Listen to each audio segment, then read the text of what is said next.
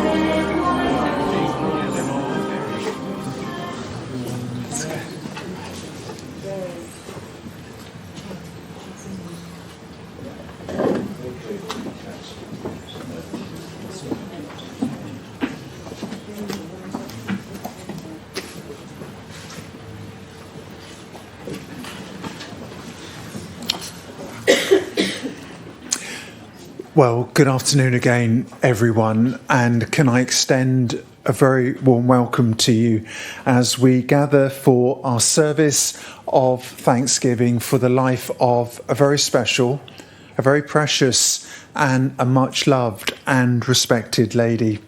Of course, that lady in question who has not only touched your hearts but has left each and every one of us with some wonderful memories and known that we were so loved, of course, is Beryl Frances Robotham, who has sadly passed. Although a deeply believing and devout lady, Beryl had always a bright, open outlook on life. She was loved by her family and friends. She was worshipped by her devoted husband, Brian, who not only revered her but cherished her throughout their time together. And Beryl, of course, will certainly be remembered by those of us who were so privileged to be close to her. She had a long life, a good life, in spite of what Brian perhaps described as burdensome structural problems, the wear and tear of an active life upon active bones, tested right up, of course, until the very end.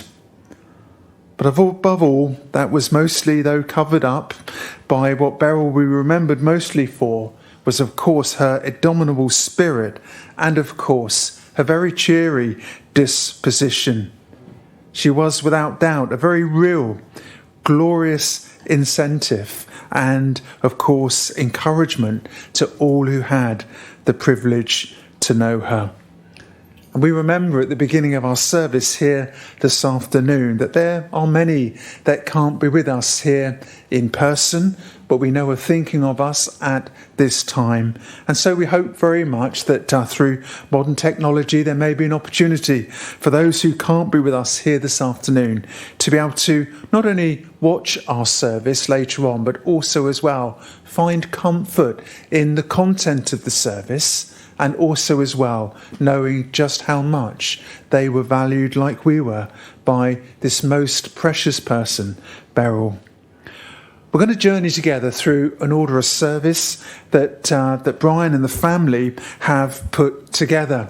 It's very musically orientated as well as tribute orientated, but music and tributes are great tools, especially on an occasion like this. They help us to remember our loved ones. They capture a moment, a time that is so precious, but also as well unique to us as individuals, whilst collectively as family and friends. And so we're going to listen to our first piece of music as we listen to Smile by Nat King Cole.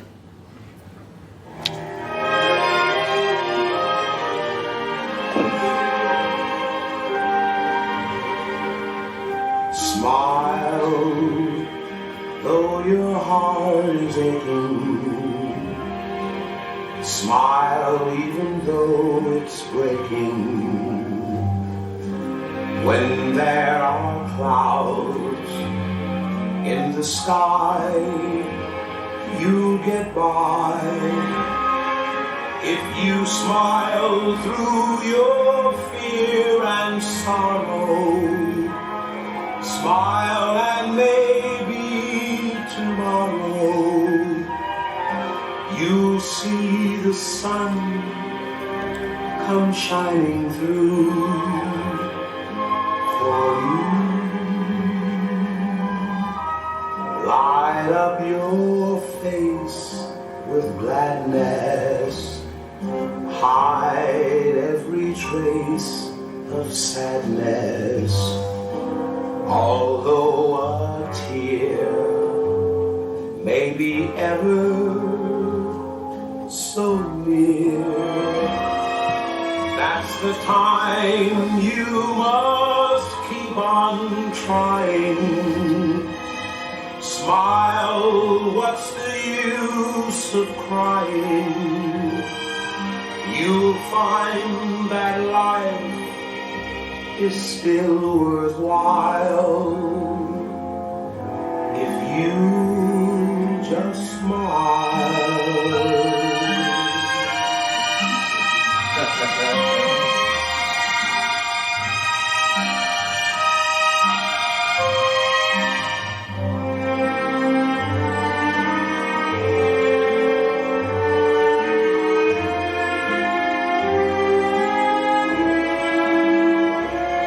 The time you must keep on trying.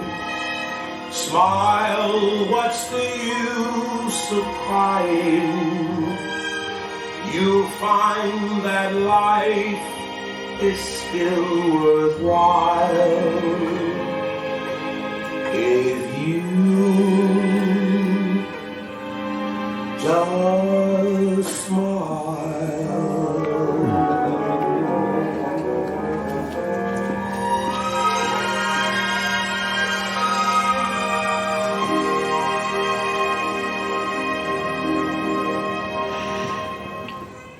As I said in my welcome, that Beryl was devoted to her family, to Brian, to her two daughters, to Karen, to Beverly, and she loved every new addition to her family. She was an immensely proud grandmother. She was an immensely proud great-grandmother. And if you get my drift, she was a great-grandmother. And she also valued her friendships. There was a lovely saying that someone once said, that strangers are friends not yet made. And I think that's how Beryl lived her life. If she met you as a stranger, she only wanted to be your friend. And one of those dear friends, Caroline, has written a lovely poem called A Very Special Friend, and Karen is going to come and read for us now. Thank you very much indeed.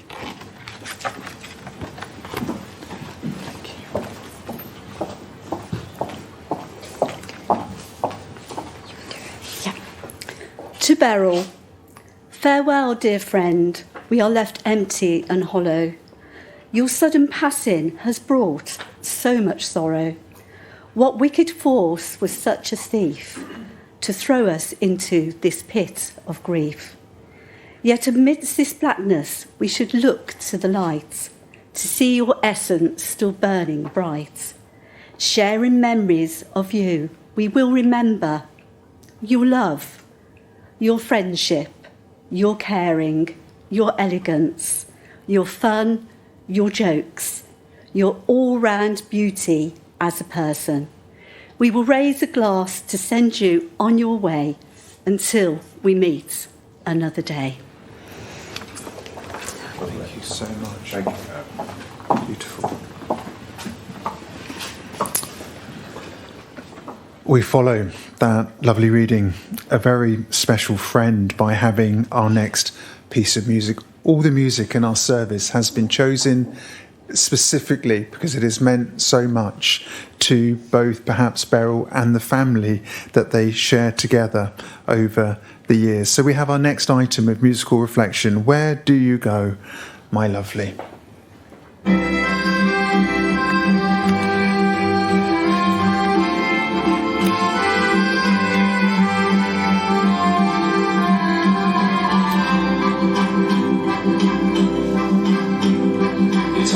Like Marlene Dietrich, and you dance like Zizi Jean-Bert.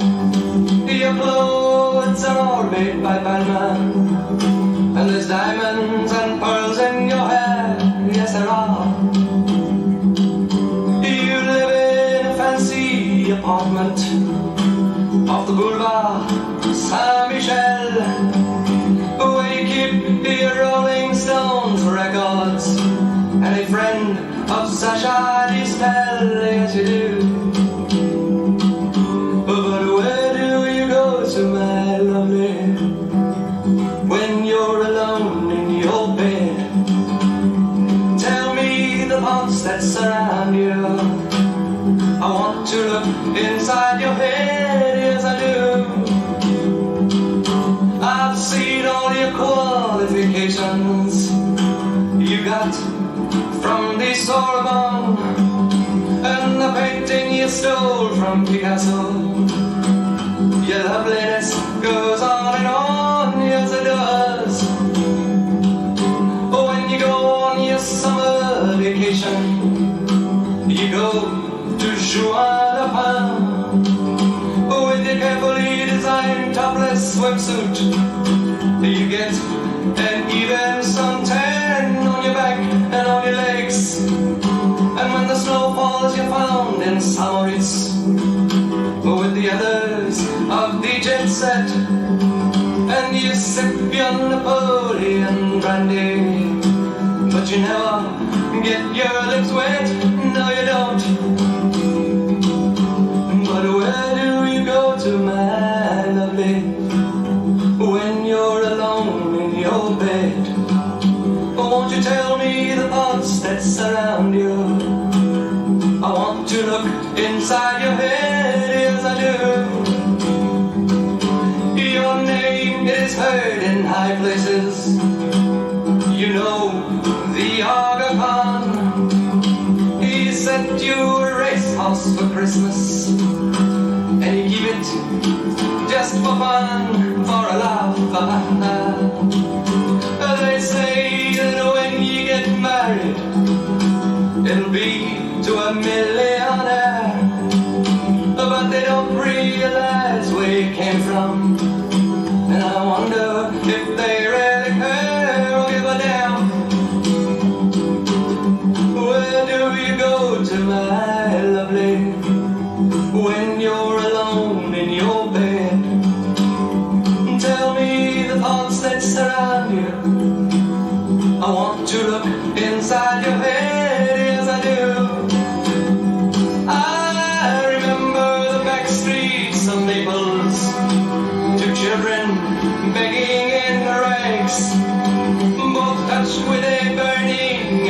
ambition to shake off their lowly volunteers, and they try. So look into my face, mighty glad, and remember just who you are. Then go and forget me forever. But I know you still bear the scar deep inside, yes you do. I know where you go tonight, lovely, when you're alone in your bed. I know the thoughts that surround you, 'cause I can look inside your head.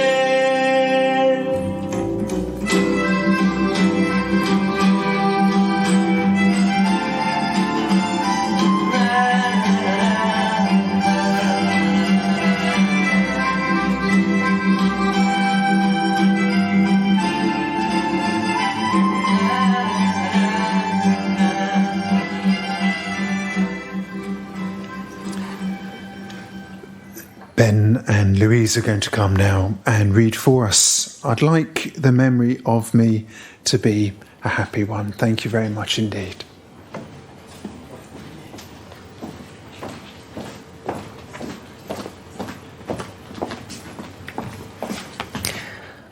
I'd like the memory of me to be a happy one. I'd like to leave an afterglow of smiles when life is done. I'd like to leave an echo whispering softly down the ways of happy times and laughing times and bright and sunny days. I'd like the tears of those who grieve to dry before the sun, of happy memories that I leave behind now my life is done. Thank you.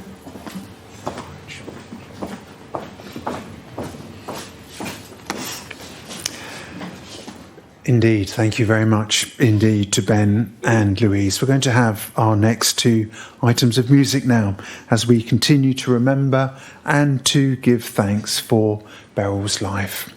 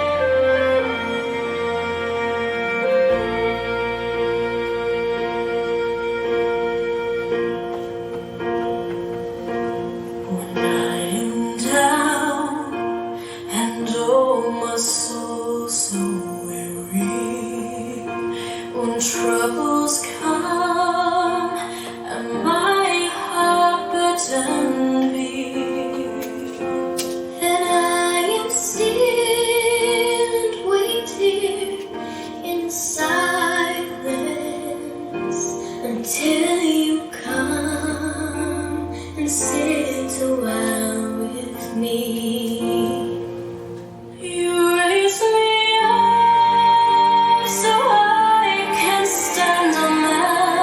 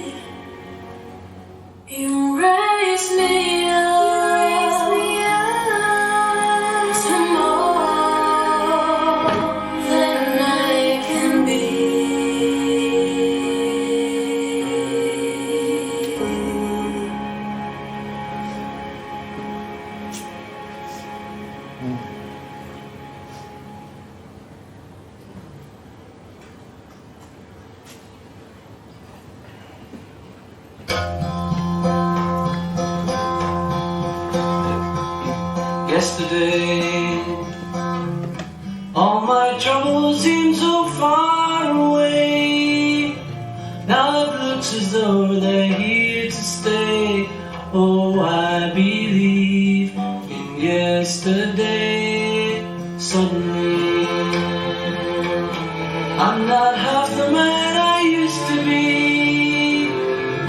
There's a shadow hanging over me. Oh, yesterday came suddenly. Why she had to go, I don't know, she wouldn't say. I said something wrong, now I long for yesterday. Yesterday, love was such an easy game to play. Now I need a place to hide away. Oh, I believe in yesterday. Why she had to go, I don't know, she wouldn't say.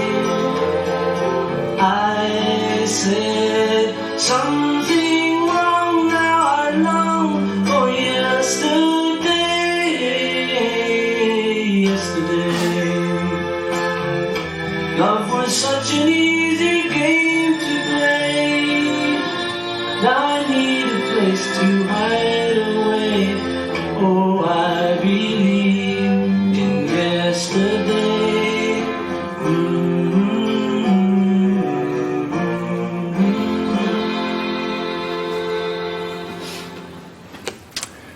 Thank you very much. Travis is now going to lead us in the first of our tributes, and then after Travis has kindly spoken, then Brian is going to come and join us and also continue our tributes. Thank you, Travis. Thank you.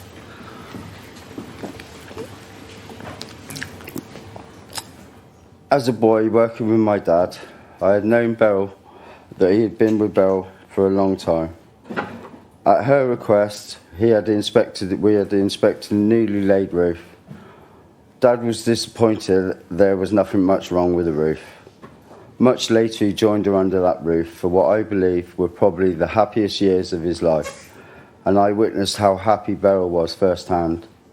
Beryl was a wonderful woman. I loved her too. Beryl was the most grounded lady I'd come across. My dad adored Beryl, my sisters and I adored Beryl, our children adored Beryl. There is no doubt Beryl was adored. When I was a boy, Beryl caught me having a secretive smoke in the loo. Beryl wagged a finger and gave me a stern lecture about the dangers of smoking, ordering me not to do it again, and that she wouldn't tell my dad this time. And I now found out, after all these years, that she never did tell on me. Building-wise, I have helped transform parts of Beryl's home over the years. Beryl was no slouch though, driving the digger when we were levelling out an earthen bank, uprooting and sorting chunks of Purbeck rock for building the stone walls. Dad made Beryl a lover seat on one of the patios we excavated. Beryl thought it was just a fancy part of the wall, but she really liked it after she was told what it was. The patios were dug out the hill of the cottage that they were built into, because Beryl complained that gardening on it was like hanging off Ben Nevis and dangerous for her. If Beryl knew I was coming to stay for a while to help around the place, she'd get me a stock of Jaffa cakes, and knowing they were my favourite of mine. Never letting Dad have any though, Beryl did keep a strict diet, a control on his diet.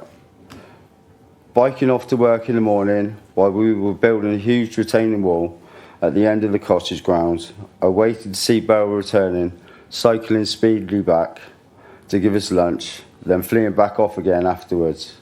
And coming back again in the evening, the squirrels in the central garden must have been as terrified as she swerved at them. Beryl worked hard ensuring that we were all looked after. Anyone who called was fussed over. My stays with her were a delight and not easily forgotten. Her chicken curries were memorable. Beryl made sure that I had a handwritten copy of the recipe to take home with me. I always think of her when using it. Somehow it never did taste the same as Beryl's. I'll always remember Beryl as a fun-loving person who, if not sit and hold my dad's hand, was always on the go and showed such warmness that I will never forget. Compassionate and caring, always with a twinkle in her eye. I shall never forget you, El. Thank you very much. Thank you, Travis. Thank you. Yeah, please do. Yes. Thanks. That's all right.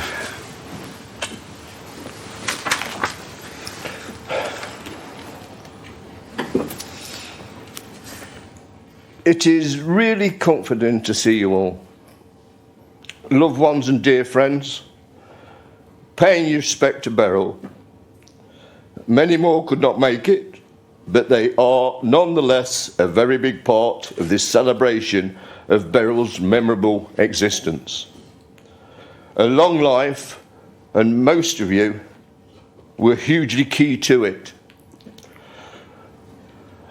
I'm going to get through this. It's most probably the longest eulogy you've ever heard, but I owe it to Beryl.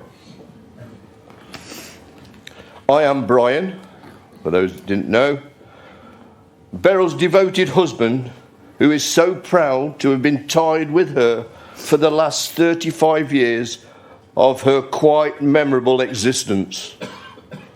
A long life, and most of you were hugely key to it. Beryl always displayed a massive amount of honesty, inner courage and tenacity in a most caring, loving and downright beautiful way. Born and bred in Bournemouth in the town's more genteel years of high-end splendour, just before the start of World War II, Beryl was only one at the time, so it wasn't her that started it.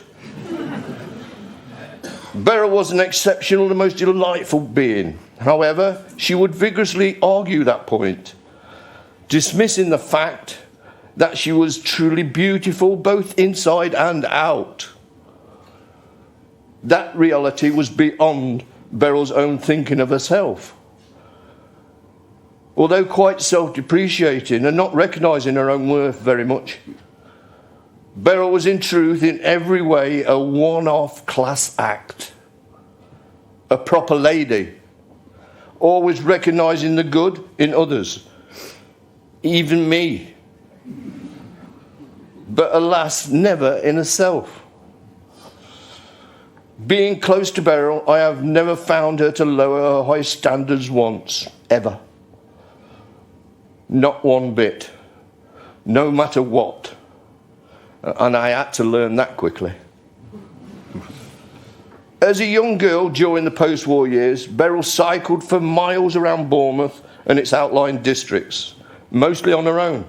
Once, and she often recalled this to me, being accosted near the central train station by a large, uniformed American serviceman shouting at her brashly, teasing her about her radiant mane of auburn hair. She braked hard, shrieked and rapidly pedalled off back home, red locks streaming behind her. Very much an innocent soul, albeit one with an indomitable spirit. That particular recollection and the memory of her sister cutting her hair off stayed with her all her life.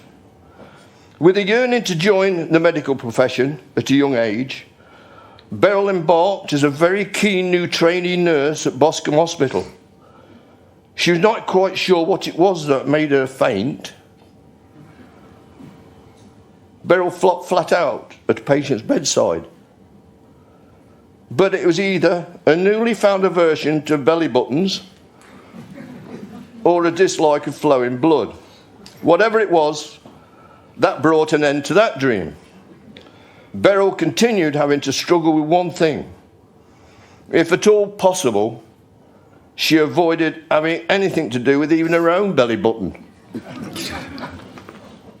In time, Beryl was prevailed upon to run the family-owned Manor House Hotel east of the town. But with being born into it, she was not overly keen on forever living with it.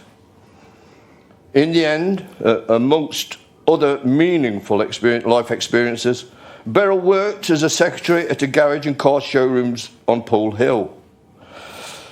Eventually landing up with a driving licence which until now has remained clean.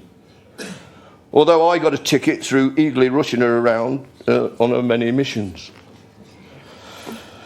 Along the way, she obtained a more suitably established position with stockbrokers on Richmond Hill. That lasted a good few years, until the much-respected Beryl was headhunted by a breakaway group who set up new offices around the corner for the rival Charles Stanley Group of companies, where she was held in the highest regard and happily remained with them there right up until her retirement. Beryl was very happy there. Cycling tenaciously to work and back, often 4 times a day. In all weathers, cursing the squirrels scampering around in Central Gardens as she desperately tried to avoid running them over. Squishing squirrels was not something Beryl would have liked to do. Having a long time involvement with the Hash House Harriers, a keen passion of hers for many years, helped somewhat with her overall fitness. Although, bless her, Beryl never did get the hang of reading a map or a compass. Sometimes mud splattered, herring off in completely the wrong direction, but always hilariously enjoying it all. The Samaritans benefited from our Beryl for a while. She was trained as a Samaritan's counsellor. A few things shook her, but she was a doughty soul. She even tried attending London School of Economics courses. That was a bit deep. However, those kind of things did not meet with Beryl's burgeoning lifestyle. A more self-controlled, unhampered existence was more suited to a free-as-a-bird tempo. In 1989, as an original private member of the old Queen's Park Club, Beryl was sashaying her way down the steps one night on her way home when she bumped into me, a new member and recent dance partner. I was just arriving and sweet-talked her into going back into the club with me, as there might be a disco on later. Well, there would be, especially if we started one. Thereafter, from that wonderful day onwards, we were very rarely ever parted. Since our retirement, never for more than a few hours at a time. Enveloped in each other in a singularly devoted way, Beryl delivered 35 years of pure joy. Perhaps our entanglement had to wait for later on in our long lives. A big what if, we often thought. However, an inseparable, exquisite union came about in a big way. It was love.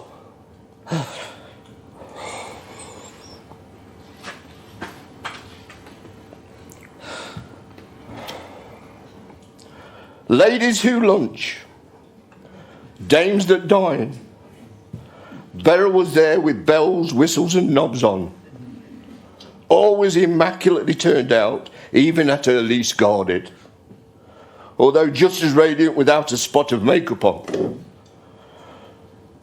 Beryl decided we should play bridge, even gathering together a specialised card table and all the accessories you could possibly think of. But it all ended up too intense for Beryl's unrestricted nature, so she gave that up. And having an electric keyboard, Beryl would have dearly loved playing the piano properly, just as her mother had. But she could never take time needed to practice on her mini Wurlitzer. There were things to do. Lovingly looking after me like a mummy hen was one of them. Her trusty old cycle turned into newer ones. Next, a succession of hybrid mountain bikes. Then finally, an electric one. Good times, but all too brief as old age took over. Nevertheless, whilst travelling through her 70s and 80s, Beryl always did say she only felt about 40-ish. Maybe 50-ish at times. Possibly feeling even more buoyant when she was mistaken for being Helen Mirren. And believe me, that did happen a lot. especially when gliding exquisitely into somewhere new and posh. I glumped proudly behind like Boris Karloff. Never shirking, always in the mix of stuff. Once going to a vicar and tarts party, I went as a tart and Beryl got dressed up as a vicar. Although being done up as a vicar really didn't quite suit Beryl's disposition, and it being her turn to drive as well, she acted most serenely and in an almost reverent way. Some of the time. Whilst in her guise as a parson, in almost pious reproach, Beryl firmly removed the half house brick out of my handbag and threw it away, along with the cigarettes and a few other bits and pieces. Immaculately turned out, suited and booted, Beryl would have shamed even the most dapper of priests. Being dressed in the appropriate garb, as a blues brother, as a flapper, as an Egyptian princess while cruising the Nile, unrecognised by friends when clad as an Oriental at a Starhead music festival. During those years of fun, Beryl was a treat to behold and sheer joy to be around. She never failed to impress. Another pursuit was belly dancing, in her quest for fitness and poise. I spent many a night as a stand-in sultan at the end of the lounge, goggle-eyed watching her practice, wiggling away in Arabian silks, tassels and trinkets. Beryl certainly provided plenty of interesting spectacle. A fun-loving girlish girl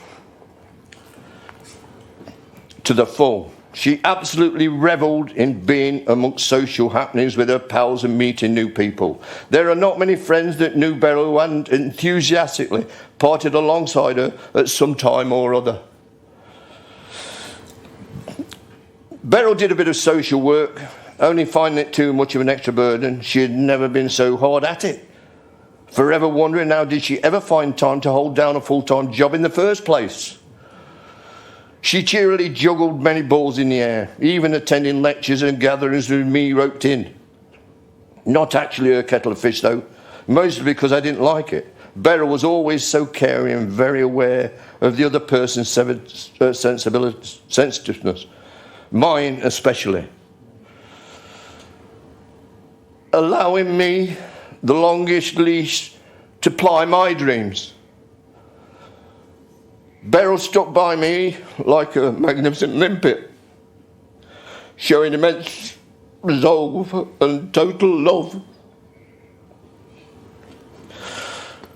Beryl was fond of getting away to spend a few days somewhere, even if only nearby.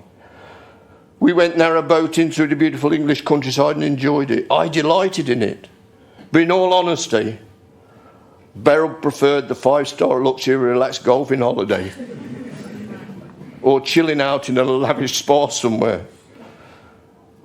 Probably because hotels do not have canal lock gates. The inspiring Beryl. Inspiring. That's no small accolade, that. As many here will readily testify, those who were indeed inspired by her mentioned it often. Her friends thought she was quite wonderful. Beryl thought herself to be quite unremarkable. She was wrong, quite wrong on all counts. Beryl never lived outside of Bournemouth. Her collective social roots were here. However, together we travelled wildly on various holidays and exploit to lands in far-flung places she would not normally have expected to go to. Always alone, roaming alone, helicopters, trains, planes, bicycles and boats, nearly always alone and revelling in our closeness. We usually only ever holidayed and travelled by ourselves, although Beryl, being a friendly soul, mixed freely with all and sundry as we journeyed around. With a desperately bad back, roving for thousands of miles around Spain's borders, staying in fairy tale castles, forts and other medieval places. Beryl has braved deserts, rode rivers and travailed heights. But she did not particularly like tropical forests. No Jungle Jane was Beryl. Purely a 5-star kind of babe. Creepy crawlies like belly buttons were a no-go. Among many other adventures and escapades, despite pending disabilities that would have put most people down, Beryl soldiered on. Beryl has scuba dived in the Mediterranean and snorkeled amongst the strangest of fish. Valiantly freewheeled for 21 miles down the side of Mount Teide on a mountain bike. She was quite terrified, really, and I nearly pulled her out. But Beryl was, as always, tenacious and one of the few people to make it all the way down to the bottom in one piece. It was banned after that, by the way, as being far too dangerous for normal tourists. Fearlessly, Beryl parasailed in tandem with me high over the Atlantic when the tow rope from the speedboat got wrapped round the prop shaft, with the prospect of us plunging perilously onto treacherous rocks below. Beryl was hardly fazed, taking it all in her stride.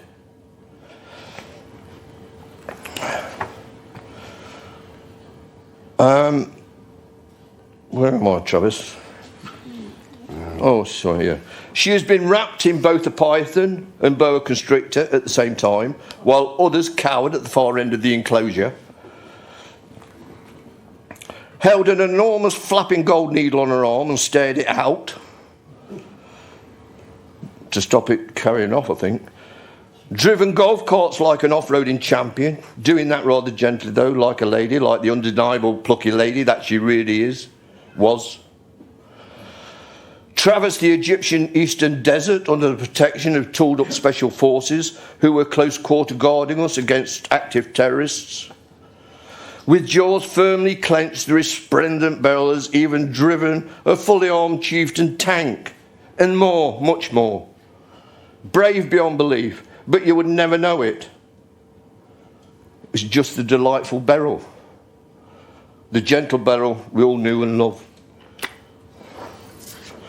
Displaying tremendous mettle and determination in ignoring her tiring body.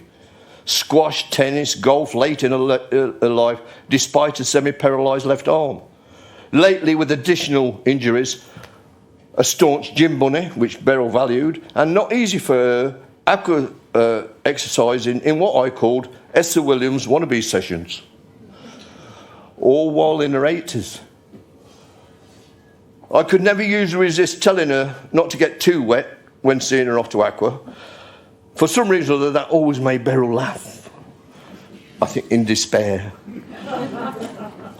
As a Loughborough lad, I said bath. She said bath. I said path. She said path. She called me hon. I called her me duck. I can hear Beryl right now going, quack, quack. As a pair, we laughed, loved, and lived our lives happily away, supremely content and at ease with each other. A beach hut we owned above the cloisters on Lamchine was an amenity we enjoyed from time to time for over 30-odd years.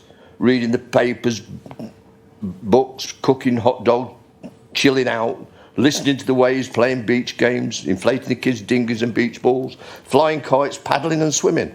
Although Beryl refused to go skinny dipping as there were always far too many people about. On eviction from our lovely beach hut, because of the eroding cliffs behind, we moved to another nearby hut, but that never did appeal to Beryl. We kept it for a year or two, but spending more time at home in our specially built treetop terrace overlooking the central gardens. So we stopped using beach huts. The one we used didn't feel like Beryl's anymore, and any chance of their skinny dipping was out of the window too.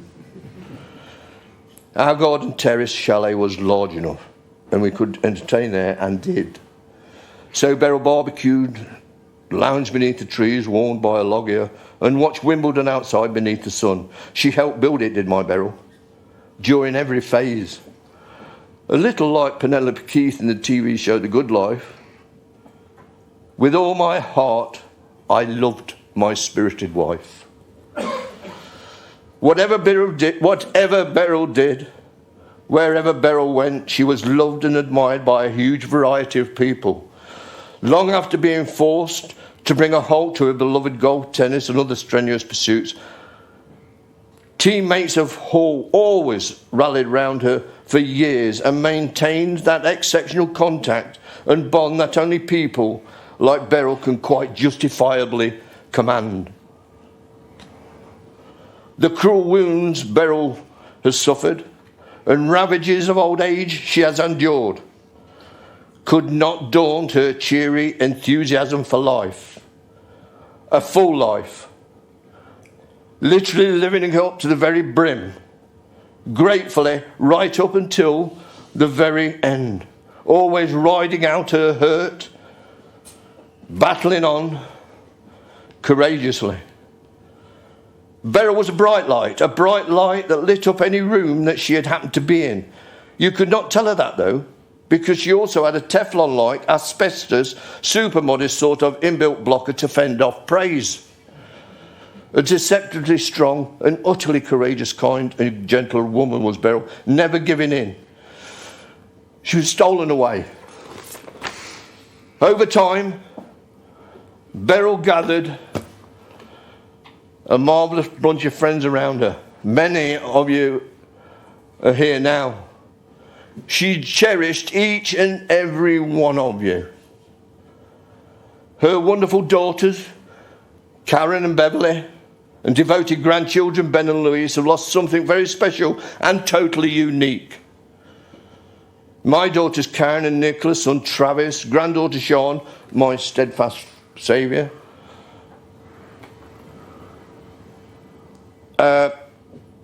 We had so many... sorry, I'm lost again. My daughter's going to... Yet in Cassia. Great-grandchildren, Lacey, and they're a little young, probably not new baby George. There's Charlie and Jacob too. All loved her dearly and will miss her enormously. Me...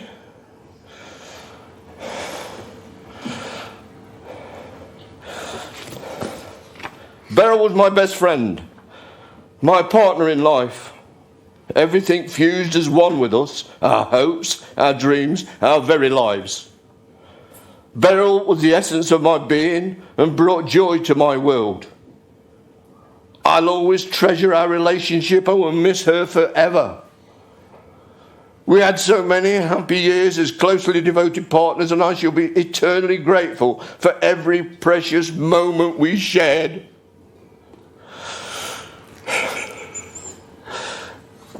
Goodbye, Beryl, my lover. No more hurts. Sleep peacefully, in harmony with nature, the sun, the stars, the wide sky. You will always live deep within my heart until the day I die. Goodbye, my dearest love. Goodbye. Thank you.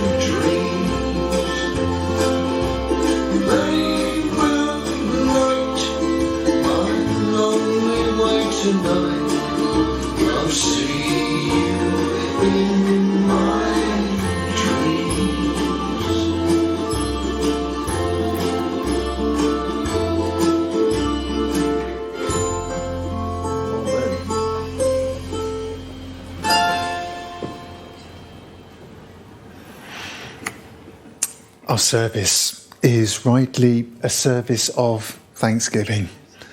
Whilst all of us have journeyed to this place here this afternoon with broken hearts at Beryl's passing, our hearts also are full of thankfulness and full of gratitude towards this much loved and precious lady.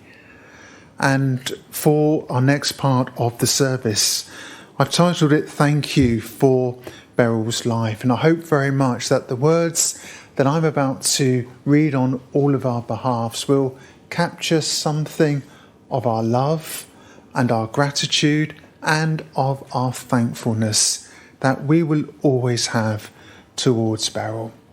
So with that in mind, and if you would feel comfortable, would you be so kind, as a sign of our unity, would you stand with me as I read the following words?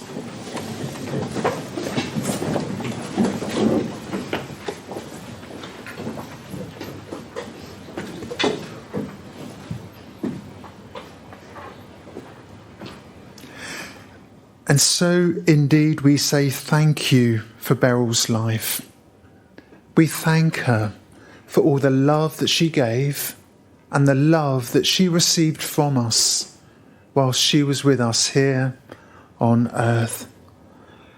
Beryl, we want to say thank you for sharing your life with us, and thank you for the wonderful memories and the stories that we have by which we will remember you by for many years to come.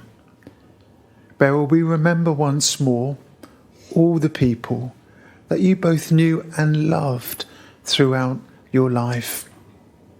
We thank you for your influence, not just upon our lives, but your lasting influence and love upon each and every one of our hearts. Thank you. Beryl, into the freedom of wind and sunshine we now let you go, and into the dance of the stars of the planets, and into the wind's breath we let you go. We will forever miss you, but we will always love you, and we would want you to be at peace. Go safely, go quietly, and with our love. Go gently on. Please be seated.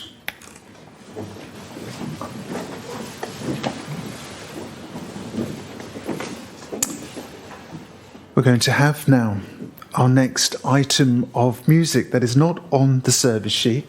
Lacey is going to come for us and now sing for us, Make You Feel My Love. Thank you.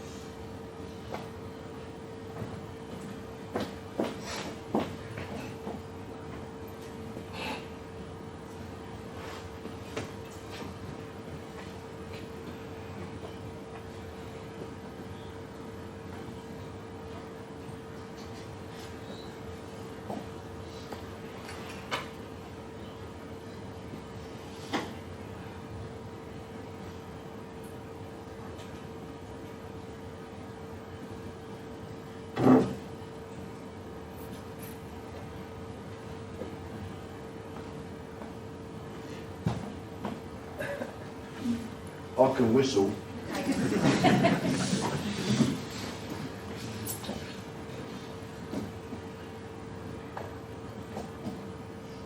Just keeping you in suspense.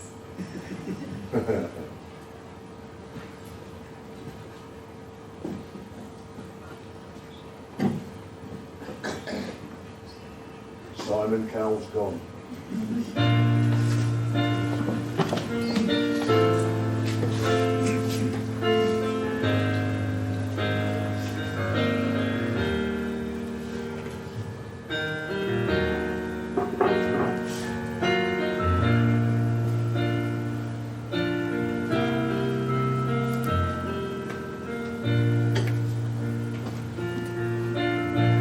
When the rain is blowing in your face and the whole world is on your case, I could offer you a warm embrace to make you feel my love. When the evening shadows in the stars appear and there's no one there to dry your tears, I could hold you for a million years to make you feel my love. I know you haven't made your mind up yet, but I would never do you wrong. I've known it from the moment that we met. No doubt in my mind where you belong. I go hungry, I go black and blue. I go crawling down the avenue. No, there's nothing that I wouldn't do to make you feel my love.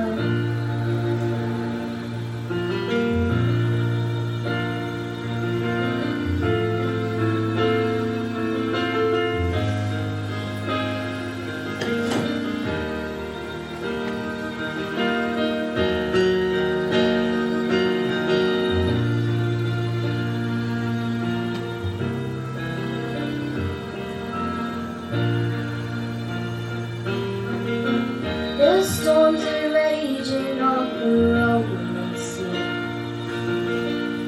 and on the highway overhead. The winds are changing, all blowing wild and free. You ain't seen nothing like me yet. I can make you happy, make your dreams come true. There's nothing that I wouldn't do. Go to the ends of the earth for you to make you feel my love, to make you feel my love. Lovely, lovely.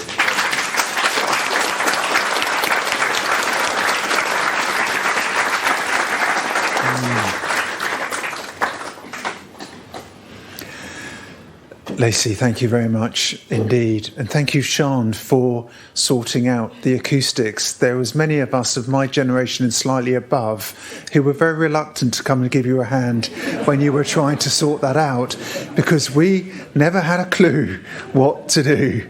But thank you ever so much for that. Well, as our service draws to a close, but not a closure on our love, not a closure on our memories. We can't add to those memories. We can share those memories and always keep someone always alive and with us every moment of every waking day. Beryl was deeply loved. She was extraordinary, but considered herself unextraordinary. And she has been an absolute joy to live with, to know, and to love. A lady of the most beautiful, beautiful nature. And of course, as Brian so eloquently shared with us, of course, he was without doubt the love of her life, and vice versa. At the end of our service and during our final piece of music, Brian and the immediate family just going to stay in for a few moments just to have those private moments to say a personal farewell. When you are invited to leave the ceremony hall, would you be so kind as to journey back into the Purbeck tea room where the family will join with you very, very shortly, and we can share those memories and, of course, have our refreshments together. And Brian wanted this final poem as a final tribute to Beryl read, and I'm going to read it now on his and his family's behalf. As I have come to the end of the road, and the sun has set for me, I want no rights in a gloom-filled room. Why cry for a soul set free?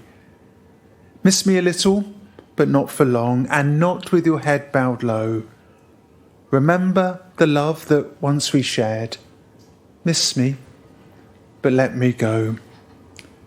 For this is a journey we all must take, and each must go alone. It's all a part of the Master's plan, and a step on the road to home.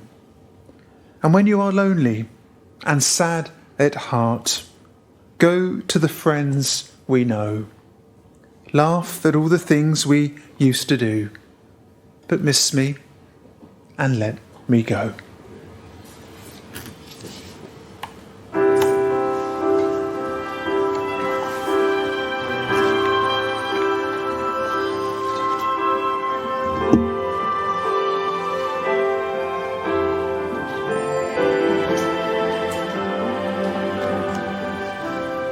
Oh, we never know where life will take us. I know it's just a ride on the wheel,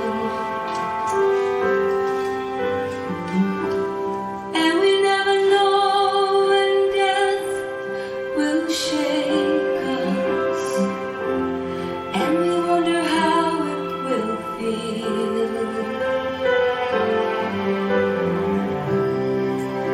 So goodbye, my friend. No, I'll never see you again, but the time together through all the years will take away these tears. It's okay now. Goodbye, my friend.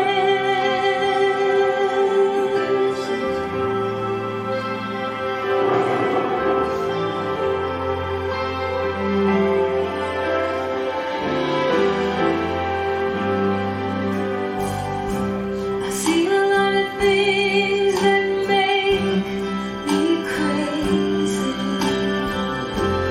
and I guess I held on to you. You could have run away and left, well maybe, but it wasn't time for you.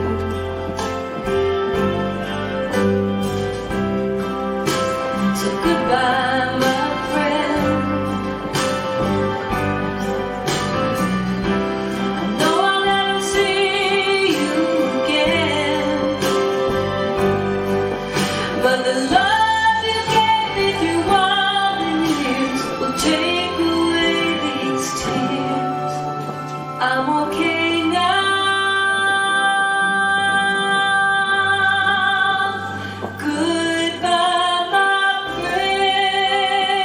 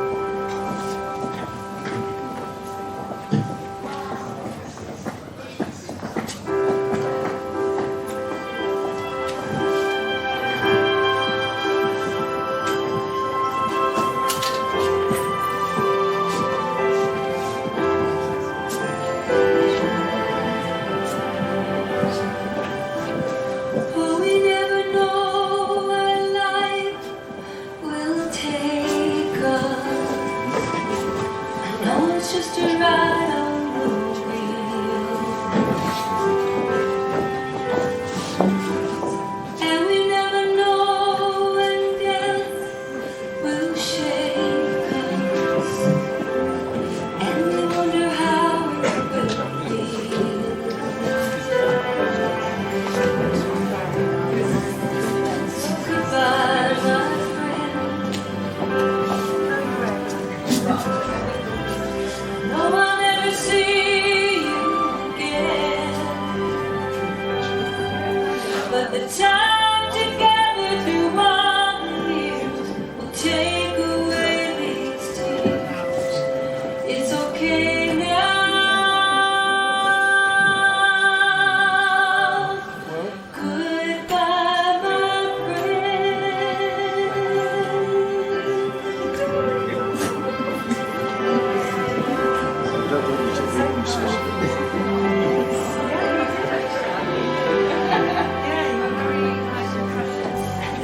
I see a lot of things that make me crazy. And at least I held on to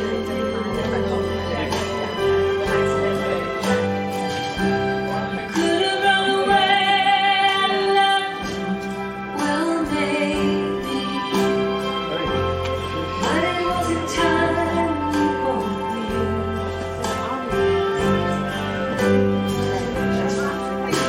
So goodbye, my friend. No, I'll never see you again. But the love you gave me through all the years will take away these tears. I'm okay now. Goodbye, my friend. I'm so fragile and not so pure. We can't hold out when we try. We wash out quickly, it disappears, and we never know why. I'm okay now.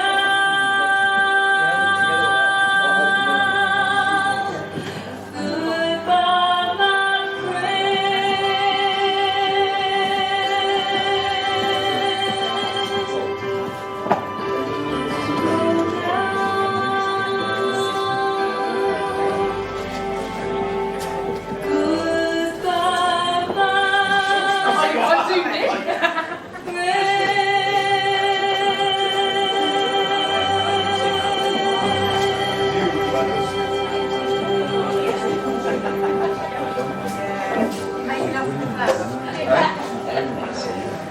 I was weighing it when I took the phone and I thought, I'm not going to be able to help, so I'm just going to stand there like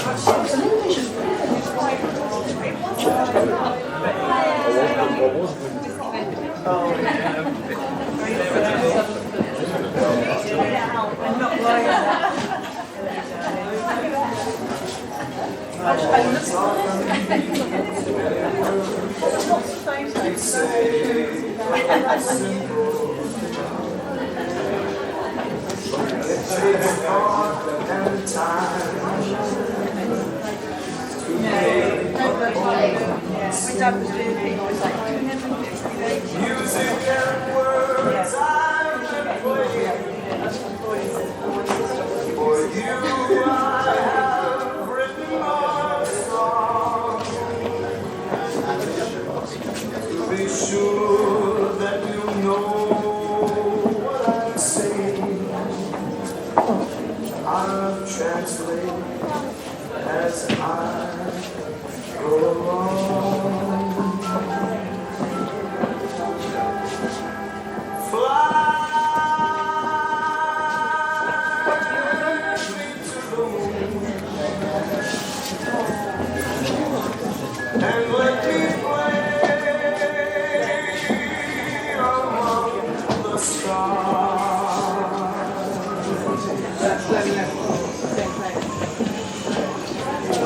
Yeah.